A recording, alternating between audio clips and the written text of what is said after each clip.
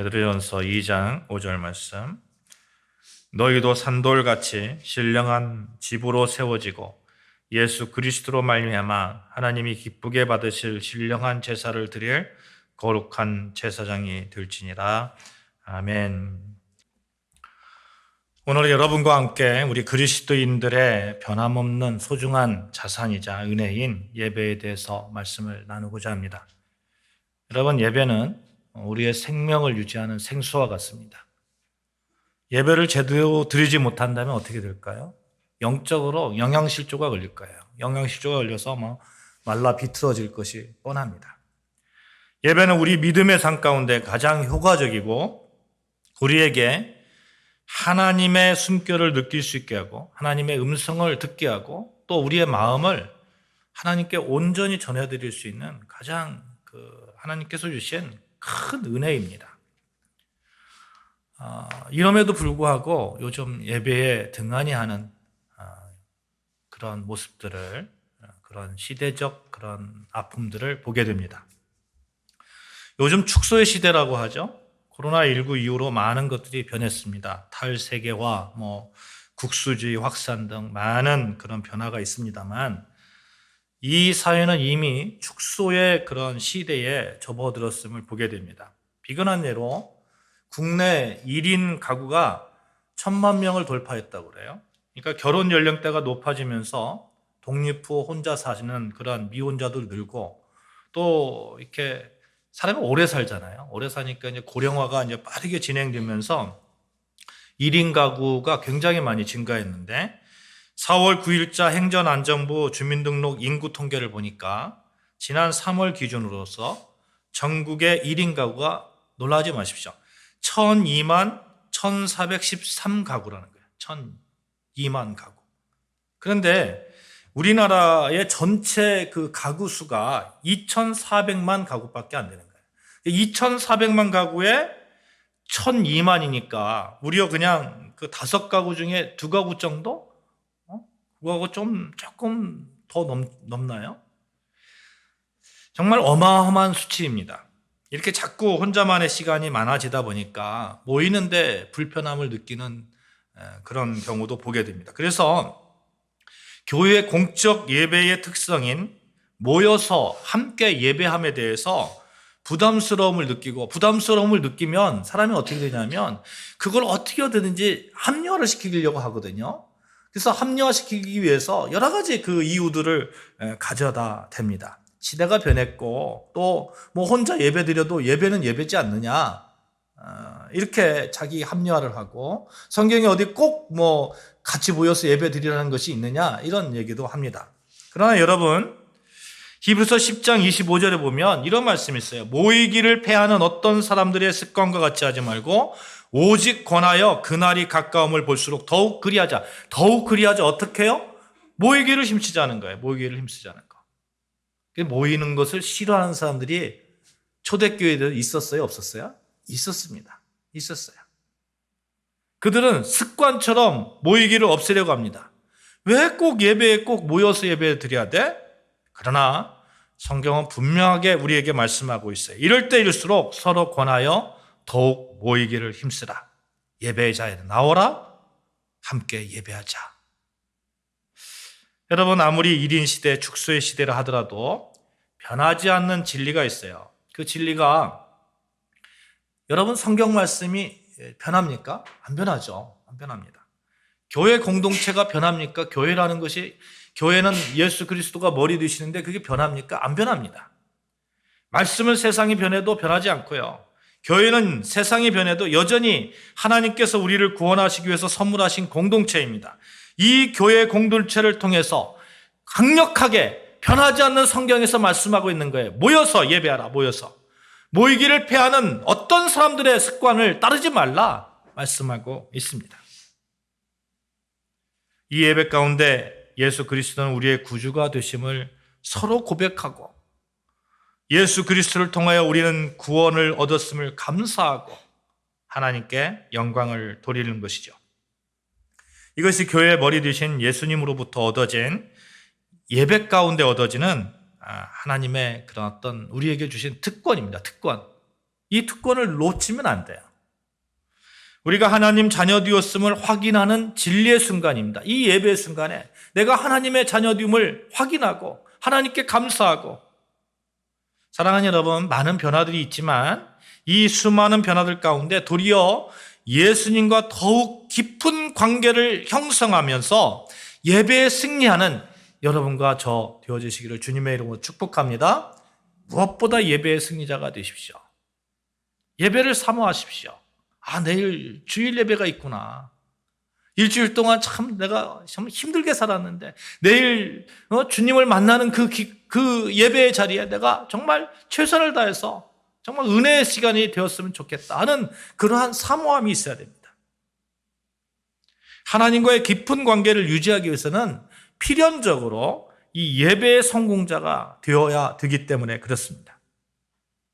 예배에 대한 우리의 자세는 우리가 모든 삶의 문제를 정말 잘 풀어나가고, 특별히 영적으로 우리가 든든하고 건강하게 설 수 있는 그러한 강력한 증거가 될 것입니다.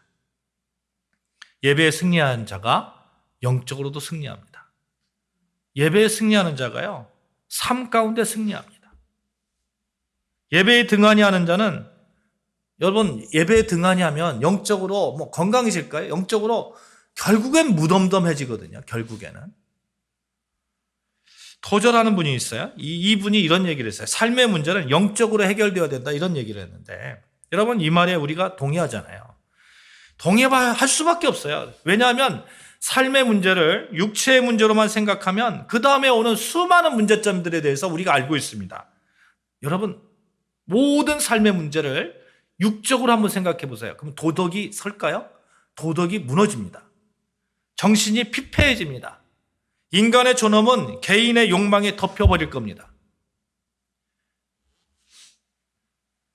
갈라디아서 5장 17절 말씀에 이런 말씀이 있어요. 육체의 소욕은 성령을 거스르고 성령은 육체를 거스르하니 이 둘이 서로 대적함으로 너희가 원하는 것을 하지 못하게 하려 함이니라. 육체의 소욕과 성령의 소욕이 있는데 서로 대적한다는 거예요. 대적해서 육체의 소욕이 우리가 진실로 원하는 것을 못하게 막는다는 거예요. 그러면서 19절 이하의 말씀이에요. 육체의 일은 분명하니 곧 음행과 더러운 것과 호색과 우상 숭배와 주술과 원수 맺는 것과 분쟁과 시기와 분냉과 당 짓는 것과 분열함과 이단과 투기와 술 취함과 방탕함과 또 그와 같은 것들이니라. 요즘 타로 있잖아요. 타로. 길거리 가다 보면 정말 많더라고요. 여러분, 재미로라도 하지 마십시오. 재미로라도. 그거 해서 뭐합니까? 그 육체의 소욕으로 우리가 살고 있다는 그런 그 반증 아니겠어요? 영적으로 삶을 사는 사람과 육체적으로 삶을 사는 사람은 분명하게 구별되는 것입니다. 그러면 영적으로 사는 사람의 어떤 행동 양식이 있을까요? 그 행동 양식 중에 가장 확실하게 알 수 있는 것, 눈에 보이는 행위가 바로 예배입니다. 예배. 이 사람이 정말 영적으로 살고 있구나 하는 것을 우리가 잘 알 수 있는 방법은 이 사람이 정말 예배를 사모하는지 알 수 있는 거예요. 그 사람들은 하나님께 나아가기를 좋아합니다. 왜 그렇습니까? 하나님은 영이시기 때문에 그렇습니다. 요한복음 4장 24절 말씀에 이런 말씀이 있어요. 하나님은 영이시니 예배하는 자마다 신령과 진리로 예배할지니라. 예배하는 자마다 이렇게 표현하고 있어요. 그러면 예배를 하라는 얘기야, 안 하라는 말이에요? 예배하라는 얘기예요. 예배에 정말 충성하라는 거예요. 충성하면서 예배에 정말 힘을 다하면서 어떻게 예배하라? 신령과 진정으로 예배하라. 왜? 하나님은 영이시니. 하나님께 신령과 진리로 예배하는 것이 영적으로 사는 사람들의 삶이고 의무입니다. 이런 예배에 승리할 때에 하나님께서는 진정한 예배자에게 삶을 풍성하게 할 것이고 삶의 문제까지도 완전하게 이렇게 해결해 주실 것입니다. 그래서 예배는, 우리 한번 이렇게 따라가 봅시다. 예배는 나를 풍성하게 한다. 시작. 예배는 나를 풍성하게 한다. 여러분, 우리 삶의 문제가 영적으로 해결돼야 된다겠는데 영적으로 정말 풍성하니까 삶의 문제도 완전히 풍성해지는 거예요. 이런 믿음이 있어야 되는 거예요. 이런 믿음이. 삶에 어려움이 있으면 예배를 한번 돌아보는 거예요. 나이가 정말 경제적으로 어려움이 있으면 내가 예배를 어떻게 드리고 있는지 한번 바라보는 거예요. 왜요? 우리는 그리스도인이기 때문에. 우리는 영적으로 사는 사람이기 때문에.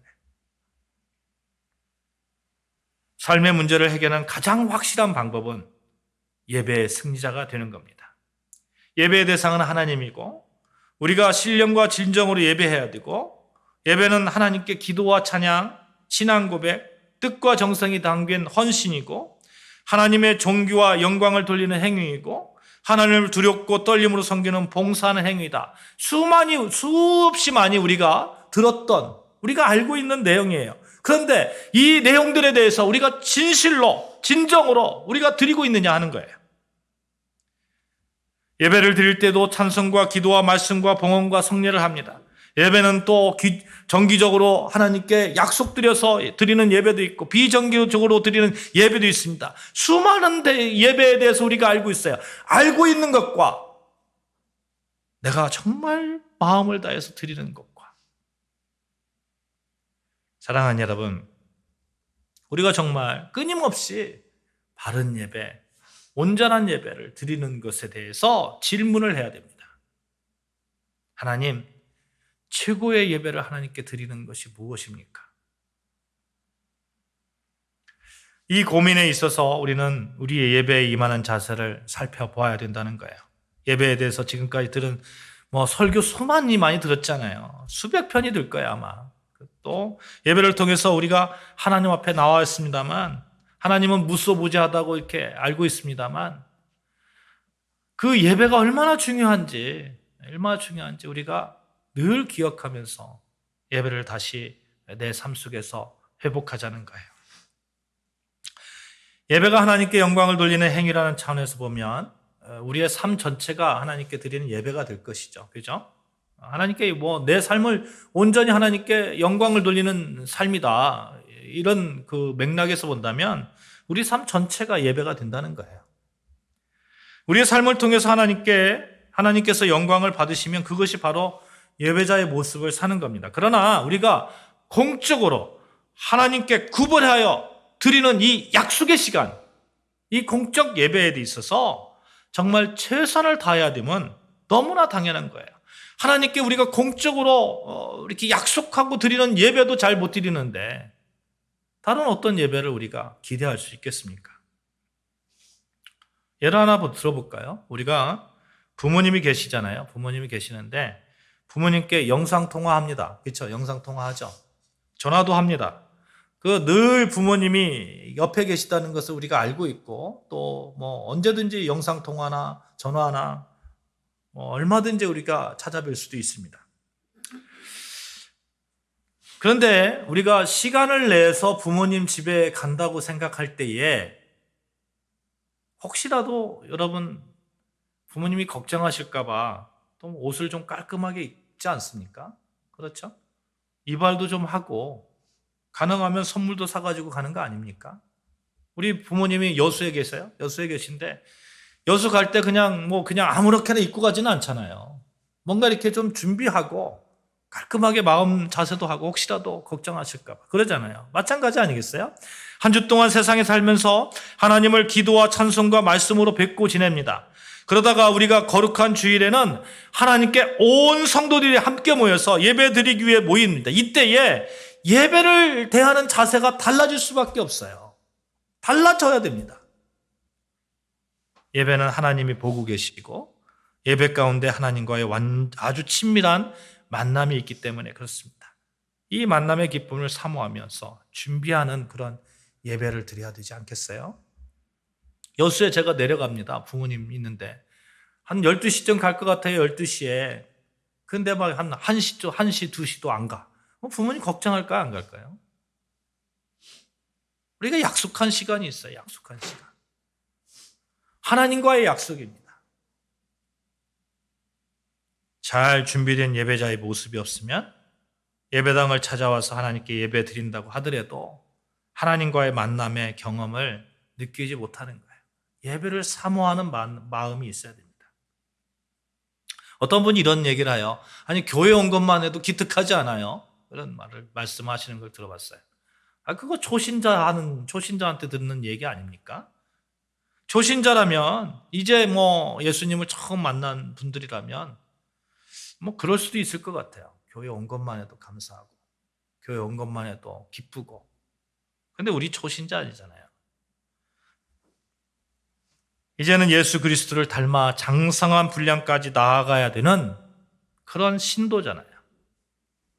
초신자와 같은 행태의 예배 태도를 가진다면 하나님께서 과연 기뻐하시겠느냐 하는 거예요. 어린아이는 어린아이의 모습이 있고 장성한 사람은 장성한 사람의 모습이 있습니다. 예배자의 모습은 세월이 가면 갈수록 더욱 예배자다워야 됩니다. 그래서 오늘 본문 말씀 다시 한번 봉독할까요? 다시 한번 봉독합니다. 시작. 너희도 산돌같이 신령한 집으로 세워지고 예수 그리스도로 말미암아 하나님이 기쁘게 받으실 신령한 제사를 드릴 거룩한 제사장이 될지니라. 하나님이 기쁘게 받으실. 성경 보면 하나님을 기쁘게 한 사람이 참 많이 나와요. 대표적으로 에녹을 들 수 있을 것 같아요. 에녹을 가리켜서 하나님을 기쁘시게 하는 자라 하는 그런 증거를 받았다고 합니다. 여기서 증거라는 단어는 다른 말로 말하면 인정받았다는 거예요. 하나님을 기쁘시게 하는 자로 인정받는 그런 자, 그런 제사장, 그런 예배자 되라 하는 것이죠.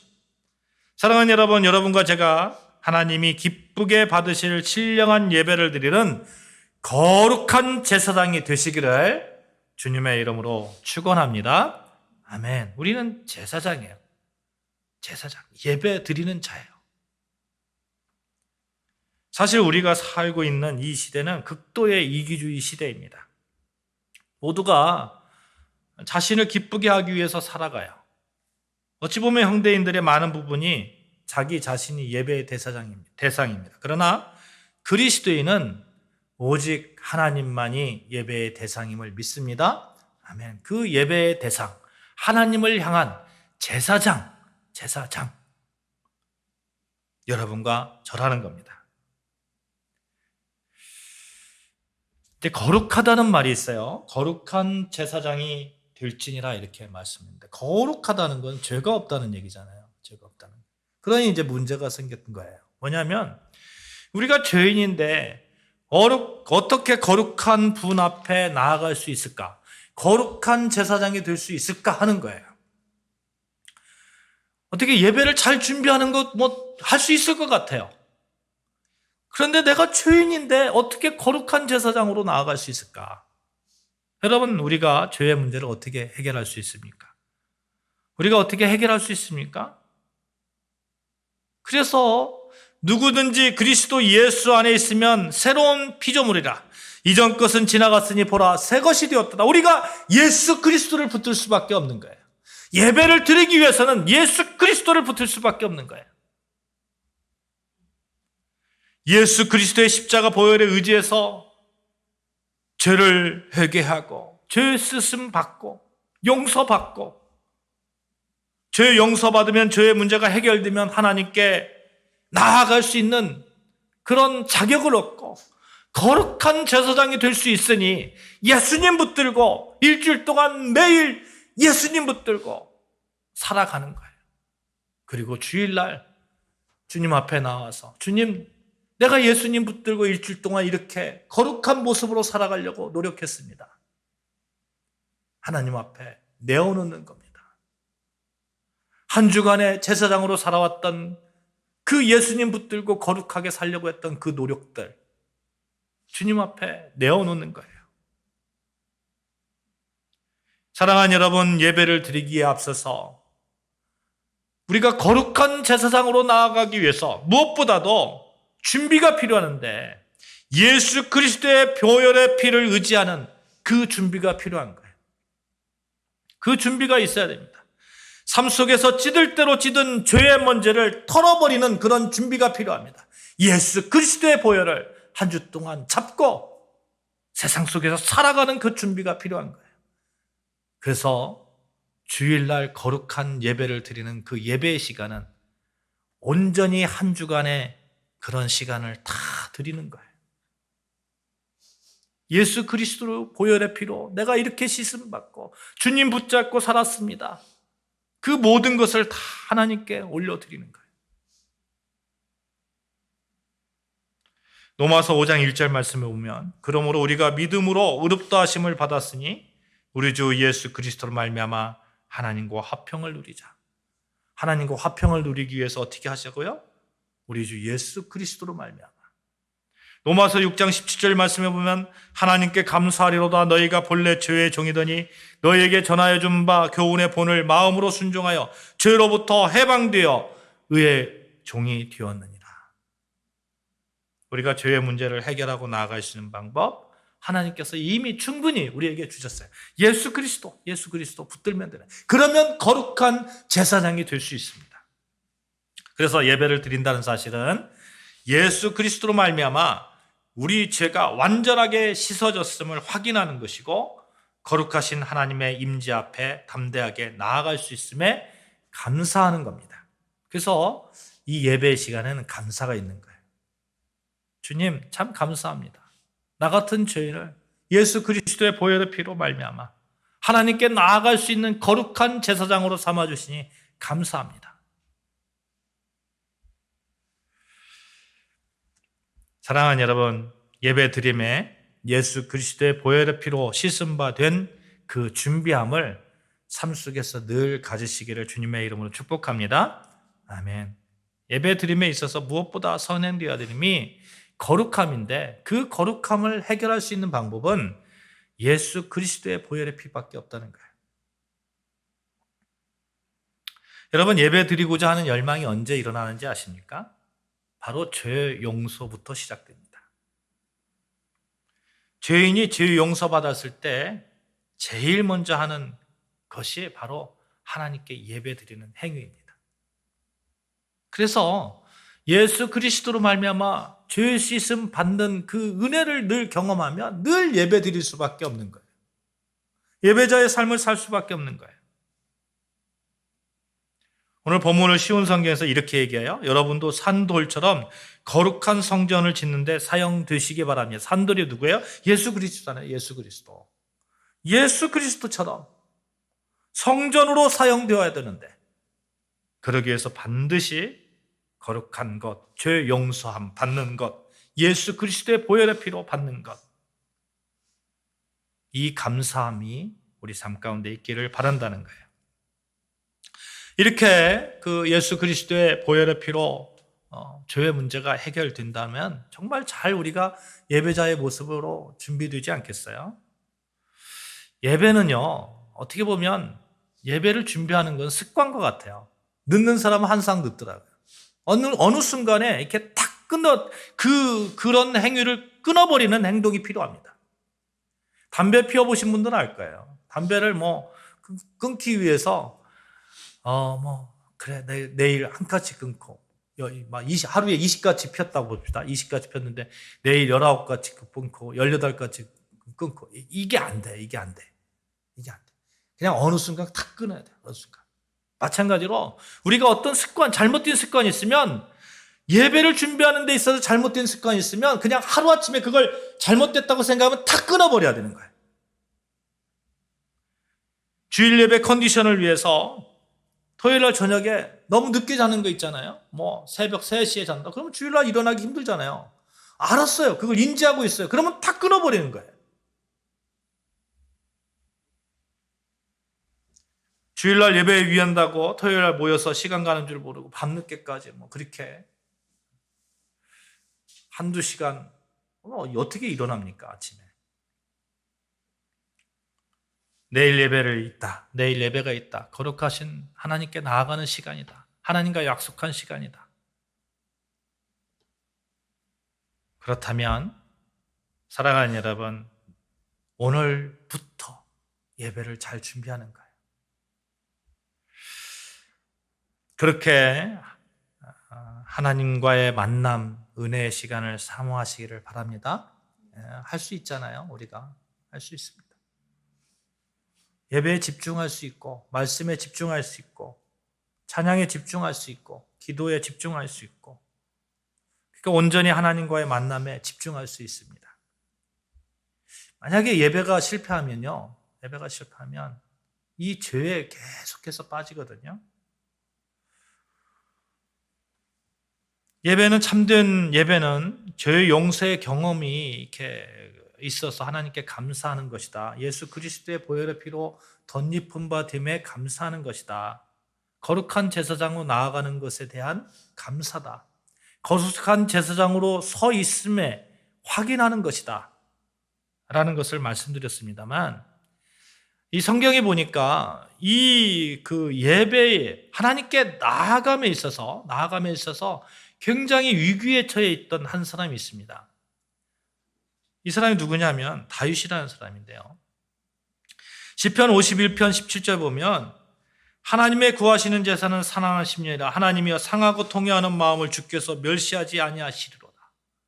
어느 날 자기가 하나님과 멀어짐을 느끼는 거예요. 왜 나한테 이렇게 멀어짐이 있을까? 내가 왜 죄를 죄라고 생각하지 못했을까?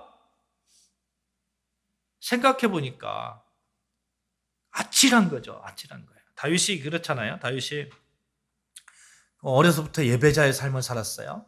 어떤 순간에도 하나님과의 관계가 돈독했습니다. 사울에게 쫓길 때 그 어떤 상황 속에서, 유대 광야 속에서도, 동굴 속에서도, 적들이 조롱할 때에도 하나님과의 관계가 끈끈했던 사람이에요. 그런데 어느 날 문제가 생겼어요. 어떤 문제가 생겼냐면 예배가 되지 않는 거예요. 예배가. 정확히 말하면 예배의 자리에는 있는데, 예배를 드리기는 드리는데 하나님의 임재가 느껴지지 않는 거예요. 예배를 드려도 전혀 감각이 없습니다. 왜 그렇습니까? 죄의 문제가 해결이 안 된 거예요. 다윗은 자신의 신하였던 우리아의 아내 바세바와 이렇게 죄를 범하고, 이 죄 가운데 이게 죄가 죄인지도 모르는 거죠. 그때에 나단 선지자가 와가지고 알려주잖아요. 너 죄졌다. 그때 다윗이 그러는 거예요. 내가 왜 죄가 죄인지를 모르는구나. 내가 왜 하나님께 지금 이렇게 하나님과 끊어질 수 있는 그러한 절대절명의 그런 위기 속에 있는구나. 그때 다윗이 한 고백이 있어요. 시편 51편. 자신의 죄를 깨끗이 씻어달라고 하나님께 고백하는 거예요. 하나님이여, 내 속에 정한 마음을 창조하시고 내 안에 정직한 영을 새롭게 하소서. 자기 안에 정직한 영이 있다는 거예요? 안 있다는 거예요? 죄 가운데 없었다는 얘기잖아요. 그러니까 하나님은 거룩하신 분인데, 거룩하신 분 앞에 정직한 영으로 나아가지 않는데 하나님이 받으시겠어요? 나를 주 앞에서 쫓아내지 마시며 주의 성령을 내게서 거두지 마소서. 주의 구원의 즐거움을 내게 회복시켜시고 자원하는 심령을 내게 주사 나를 붙드소서. 주의 구원의 즐거움이 자기에게 있다는 거예요? 없다는 거예요? 없다는 거예요. 예배를 드리고는 있지만 주의 구원의 즐거움이 없다는 거예요. 그걸 회복시켜달라는 거예요. 철저한 회개 가운데 하나님과의 관계를 회복하는 그 예배자로 서기를 다윗이 얼마나 간구합니까? 왜 그렇습니까? 왜 그렇습니까? 이 예배는 하나님과의 관계를 끈끈하게 하고 있다는 그러한 강력한 증거이기 때문에 그렇습니다. 사랑하는 여러분, 우리는 거룩한 제사장이라는 사실을 기억하십시오. 거룩한 제사장이 되어야 할 사람들입니다. 들진이라 그랬죠. 완료형은 아니니까 우리가 계속해서 거룩한 제사장으로 나아가야 되는 사람들입니다. 영적 성장이 계속해서 이루어져야 됩니다. 이 영적 성장 가운데 우리가 정말 예배의 승리자가 되자 하는 겁니다. 예배를 통해서 하나님께서 당신의 마음을 보여주시고, 또 예배를 통해서 은혜를 주시고, 예배를 통해서 하나님의 능력 안에서 우리가 세상에 나아가서 살 수 있는 힘을 주신다면 이 예배를 정말 사모해야 되는 것 너무 당연한 거 아니에요? 잘 준비해야 되는 거 아니에요? 잘 준비하는 것, 예수 그리스도를 붙들고 예수 그리스도의 보혈을 붙들고 늘 삶 가운데서 예수님 바라보면서 살아야 된다는 것이죠.